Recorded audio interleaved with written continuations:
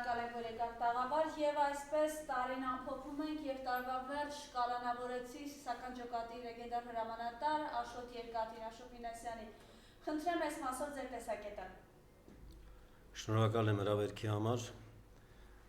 Ինչ վերաբերում է Աշոտ Մինասյանի կալանավորմանը,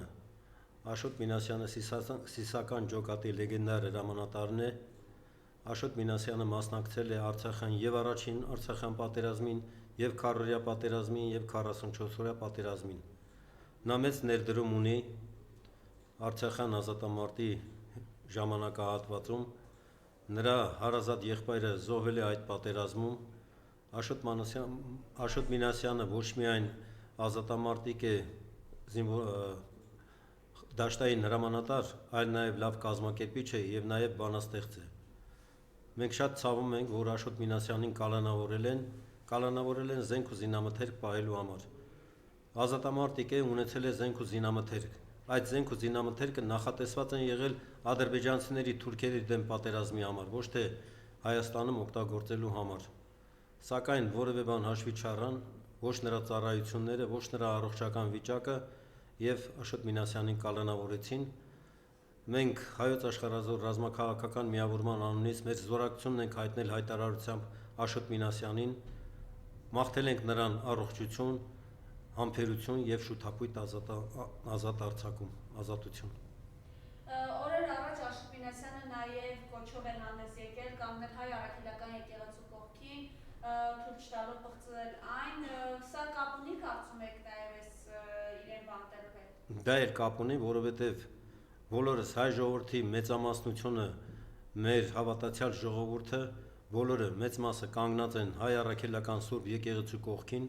հայ առաքելական Սուրբ եկեղեցուն պաշտպանելու պատճառով կալանավորված է նաեւ գործարար եւ ազգային մեծ բարերար Սամվել Կարապետյանը։ Սամվել Կարապետյանն ընդամենը հայտարարել է, եթե քաղաքական ուժերը չեն կարողանում պաշտպանել եկեղեցուն անհրաժեշտ չափով, մենք դա կանենք մեր ձևով։ Մեր ձևով կանենք, նրանք բնութագրել են որպես իբրև թե իշխանությունը բռնազավթելու փորձ եւ ապօրինաբար կալանավորել են գործարար եւ մեծ բարերար Սամվել Կարապետյանին։ Ու մի շարք ուրեմն մեր հայրենակիցներ ապօրինի կալանավորված են, ապօրինի կալանավորված է Վահագն Չախալյանը, ապօրինի կալանավորված են սրբազանները, Շիրակի թեմի առաջնորդ Միքայել Աջապահյանը, Տավուշի թեմի առաջնորդ arczepiskopos Բագրատ Սրբազանը, Արագածոտնի թեմի առաջնորդ Պռոշյանը եւ այլք։ Էլի հոգեվորականներ, Պայստազորի զինվորականներ են կալանավորված, ազատամարտիկներ են կալանավորված Նիկոլի դեմ ընդդիմադիր ուրեմն գործունեություն ծավալելու համար։ Ընդդիմադիր գործունեություն ծավալելը դա սահմանադրական իրավունք է։ Նիկոլ Փաշինյանը խախտում է Հայաստանի օրենսդրությունը, խախտում է Հայաստանի սահմանադրությունը, որովհետեւ նա հայտարարում է, որ Հայաստանում կարող է լինել որևէ դատավոր, որի ասածը չանի։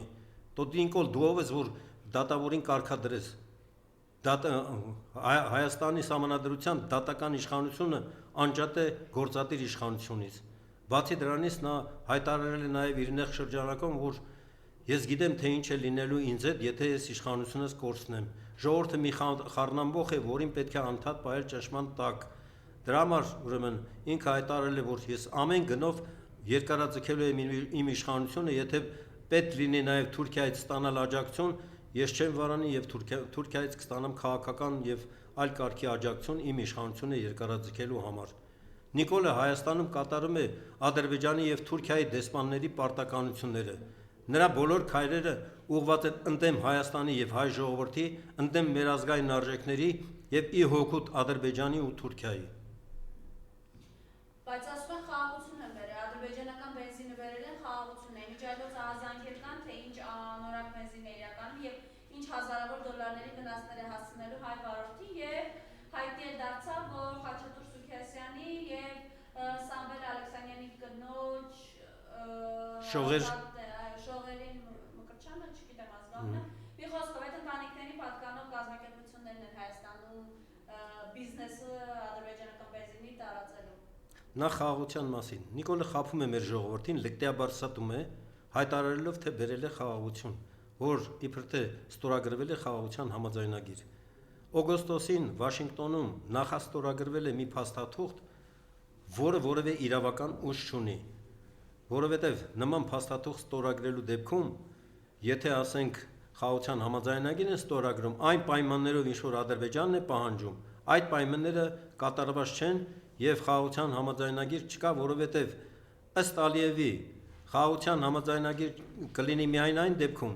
երբ որ 300,000 ադրբեջանցիներ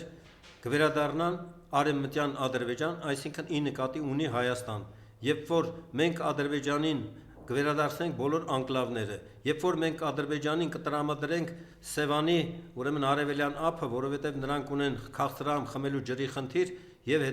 հետաքրքրված են Սևանի, ուրեմն ջրով։ Սևանի արևելյան ափը տրամադրել Ադրբեջանին եւ ըստ ադրբեջանցիների, ըստ Ալիևի, Սևանը դա գյոյչա կամ գյոկչա, Երևանը Իրևան է, Ռևան խանի հիմնադրած, ուրեմն Հայաստանն էլ դա արևմտյան Ադրբեջան է։ Այսպիսի պայմաններ են առաջադրում, որոնք մեր համար բացարձակապես ընդունելի չեն։ Դրա համար, որպեսզի լուծենք մեր պետության ու մեր ժողովրդի առջև ծառացած խնդիրները, պետք է առաջնահերթ որպես պայման ազատվել այս ապազգային թրքամետ իշխանությունից։ Իսկ այդ խնդիրը լուծելու համար ես արդեն ամիսներ շարունակ, տարիներ շարունակ նույն բանն եմ հայտարարում, հանդիպելով տարբեր քաղաքական ուժերի, դաշինքների, հասարակական կառույցների ղեկավար մարմիններին, անդամներին, ղեկավարներին, նրանց պարզաբանում են, որ մի կողմ թողեք ձեր անձնական համակրանքներն ու հակակրանքները, մի կողմ թողեք ձեր անձնական, ուրեմն քաղաքական ներողություն, արտաքին քաղաքական մոտեցումները, ռուսամետ, արևմտամետ եւ այլն, մի կողմ թողեք ձեր ապակա պաշտոնի հավակնությունները, եկեք համախմբվենք, ձևավորենք միեզոր քաղաքական միավորում, բնականաբար հանրությանը կներկայացվի պետության զարգացման բոլոր ոլորտների վերաբերյալ քաղաքական ծրագիր, հանրությանը ոտքի անենք մեր ժողովրդին եւ ամբողջ Հայաստանով մեկ կազմակերպենք աննազանդություն գործող ապազգային թրքամետ իշխանություններին։ Պարտադրենք Նիկոլի եւ իր կառավարության հերացումը ու գործող ազգային ժողովի լուծարումը։ Կարճ ժամկետի համար անհրաժեշտ կլինի ձևավորել ժամանակավոր անցումային կառավարություն, որը կնախապատրաստի արդար օրինական ազգային ժողովի նոր ընտրություններ։ Բնականաբար մենք ակնկալում ենք, որ նոր ձևավորվելիք Հայաստանի իշխանությունները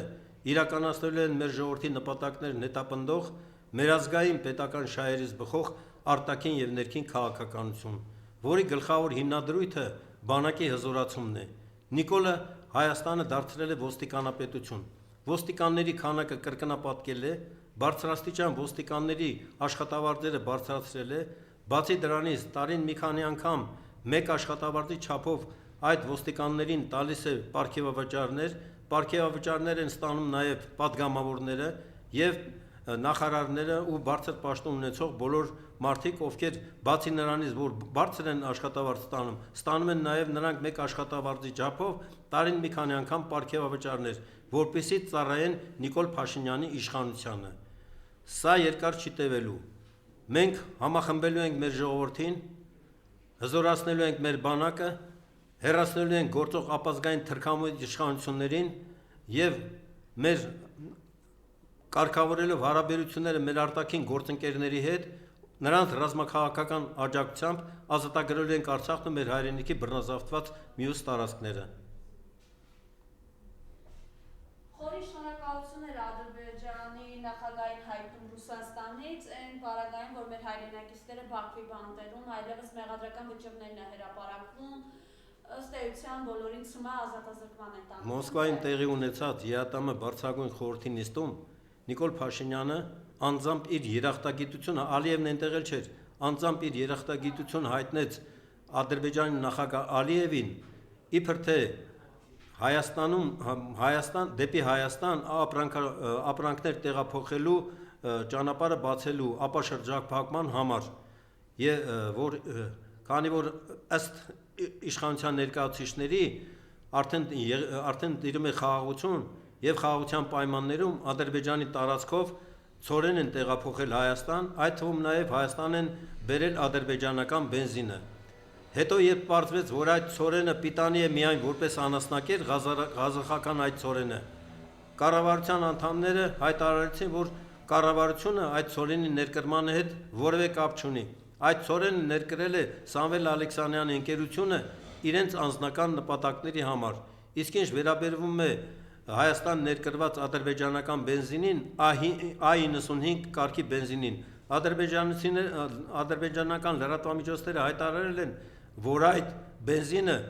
պիտանի է միայն թեթև տրանսպորտի համար եւ որևէ ռազմական նշանակություն չունի, ու բացի դրանից այդ առևտուրը դրական սալտո է նշանակում Ադրբեջանի համար, որովհետեւ ցանկացած պետություն բնականաբար որքան շատ կարողանա արտահանել իր արտադրանքը, այնքան ի օգուտ այդ պետության է։ Իսկ այդ բենզինը ներկրել է Խաչատուր Սուքիասյանի ընկերությունը, բոլորս գիտենք, որ Խաչատուր Սուքիասյանը իշխանության ներկայացուցիչ է եւ այդ բենզինը ուրեմն պետք է վաճառեն Խաչատուր Սուքիասյանի սեփականություն հանդիսացող բենզալցակայաններում։ Ռազմագերիներին, անդրադառնանք, որ արդեն մեղադրական վճռներ։ Ուրեմն Նիկոլ Փաշինյանը, շարունակեմ ես, Նիկոլ Փաշինյանը ԵԱՏՄ բարձրագույն խորհրդի նիստում որևէ բառ չասաց Բաքվում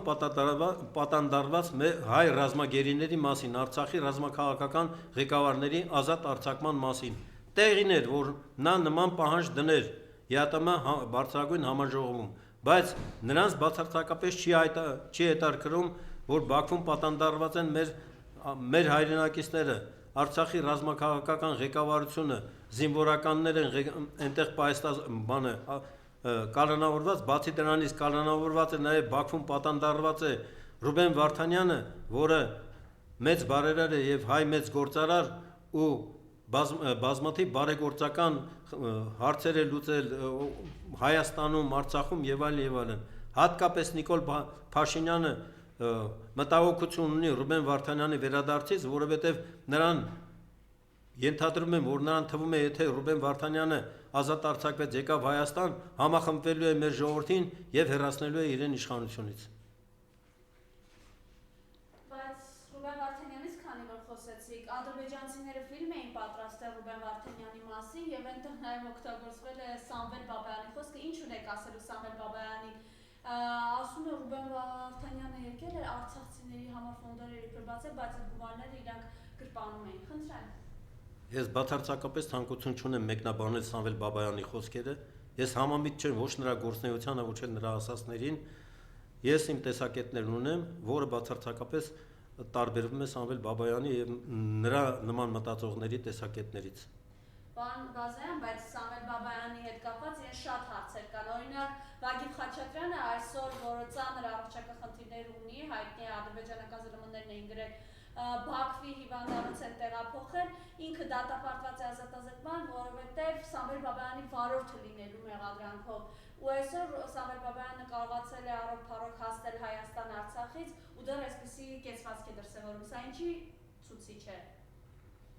Թող գնահատական տան Սամվել Բաբայանի գործունեությանը մեր հայրենակիցները։ Ես նորից եմ կրկնում, ես չեմ ընդունում Սամվել Բաբայանի գործունեությունը, չեմ կիսում նրա արտահայտված տեսակետները։ Գալով մեր խնդիրներին, իրենք ասում են, որ այս խաղաղությունը որ բերել ենք, տեսեք սահմանի կրակոցներ չկան, գիտեք նաև հունվարի 1-ից պարտադիր զինվորական ծառայությունը կրճատվեց, խնդրեմ բանակային խնդիրների հետ կապված ձեր տեսակետը։ Ուրեմն Նիկոլ Փաշինյանը, ես արդեն ասացի, Նիկոլ Փաշինյանի գործունեությունը ուղղված է հայոց բանակի կազմաքանդմանը, բացի դրանից նաև ուղղված է մեր ազգային անվտանգության ծառայության կազմաքանդմանը։ Բանակի վաստակաշատ զինվորականների վրա Նիկոլ Փաշինյանը պահանջել է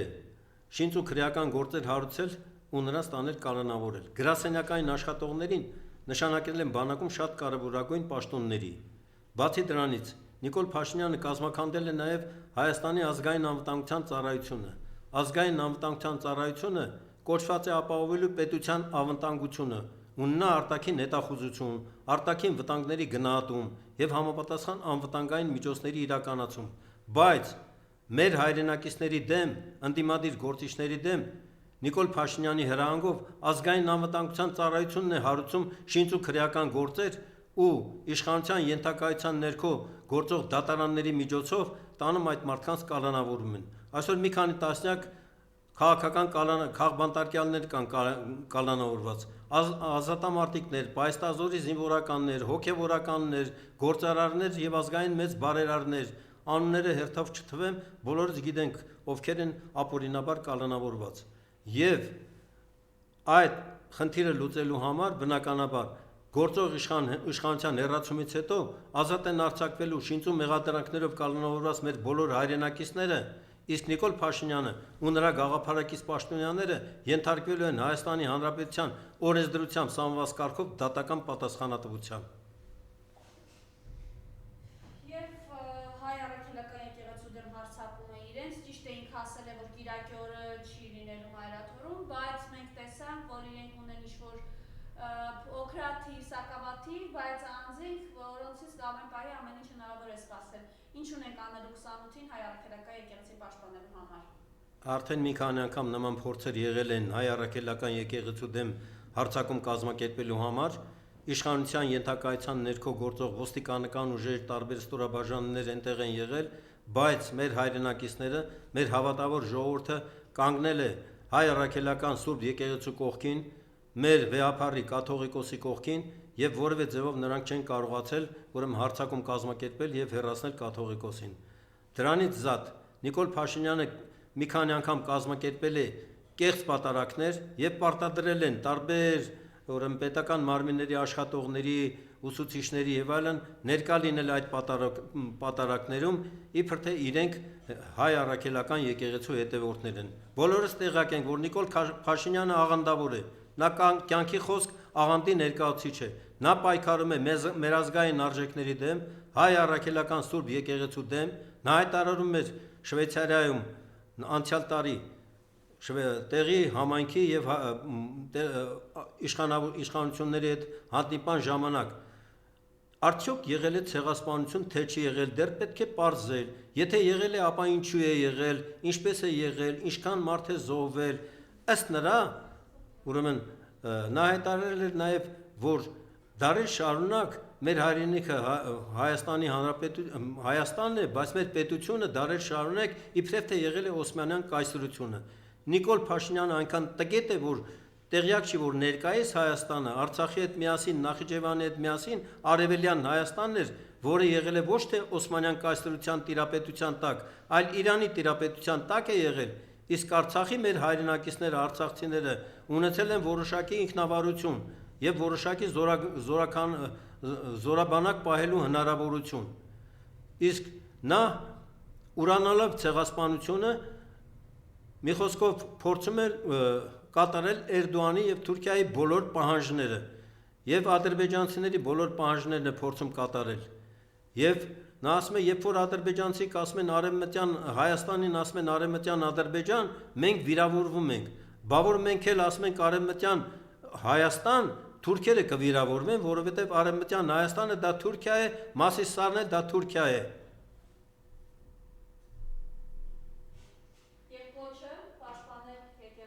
Ուրեմն բնականաբար կոչ անեմ թե չանեմ, միևնույն է մեր ժողովուրդը, մեր հավատավոր ժողովուրդը պաշտպանելու է հայ առաքելական եկեղեցուն, ես միշտ էլ իմ հնարավորության սահմաններում ներկա եմ եղել, ուրեմն Էշմիածնում, երբ որ լսել ենք, որ կարող է հարձակում լինի Էշմիածնի վրա, վերջին 2 շաբաթվա ընթացքում առողջական խնդիրներ ունեի, տանից դուրս չեմ եկել, արդեն 3-րդ օրն է տանից դուրս եմ գալիս եւ շարունակում եմ իմ հանդիպումները տարբեր քաղաքական կազմակերպությունների, հասարակական կառույցների, դաշինքների, քաղաքական նախաձեռնությունների ղեկավար մարմինների հետ նույն բանը խնդրելով նրանց, որ նորից եմ կրկնում, մի կողմ թողեք ձեր հավակնությունները ապագա պաշտոնի, բերեք համախմբվենք, ձևավորենք մի հզոր քաղաքական միավորում եւ հեռացնենք այս իշխանությանը, որովհետեւ